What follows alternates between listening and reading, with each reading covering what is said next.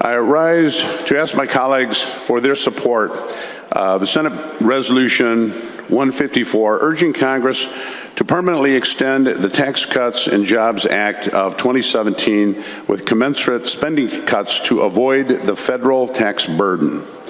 Before the COVID-19 pandemic, the American economy was healthy and growing. Today, the outlook is much different. Hardworking taxpayers are battling against historic inflation that has not been seen in 40 years, struggling to fill their gas tanks as pump prices hit record highs each day, and finding it harder and harder to put food on the table as costs continue to climb higher and higher.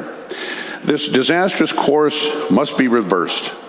Permanently extending the Tax Cuts and Jobs Act of 2017 will avert crippling tax increases and work to help taxpayers recover from the current economic hardships that have been a result of reckless Washington, D.C. spending and unilateral executive decisions that have brought America's economy to a halt.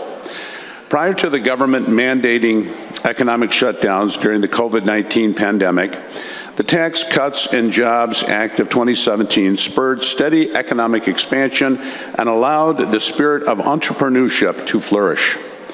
New jobs and opportunities were created for tens of millions of Americans. This act resulted in a $1.5 trillion net tax cut and was followed by a historically low unemployment rate. Also, an increase in business investment and a 6,000 increase in real median household income over the next couple years. The act lowered federal tax rates for households across every income level and resulted in more than $1,500 in tax relief for the average middle-class income earner. Before 2017, the top corporate income tax in the United States was 35%, the highest among the nations in the Organization for Economic Cooperation and Development.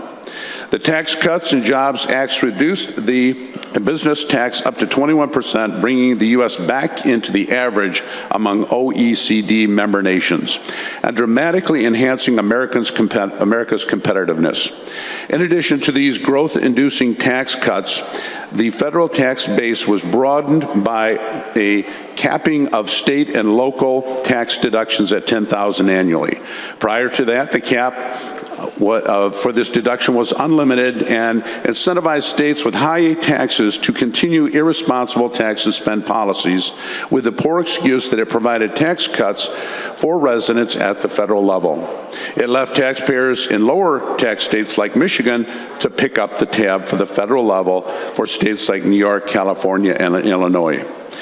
Many of the most significant Tax Cuts and Jobs Act provisions are currently set to expire by December 31st, 2025. Allowing these tax cuts to expire would result in a huge federal tax increase on the American people and further inhibit the recovery of our shared economy.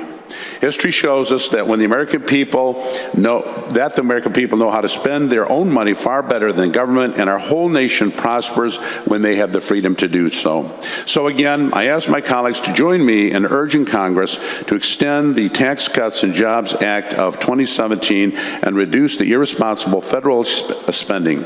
This will help give confidence to taxpayers to invest in their own futures and rebuild the booming American economy. Thank you, Mr. President, and I would like my comments printed in the Journal.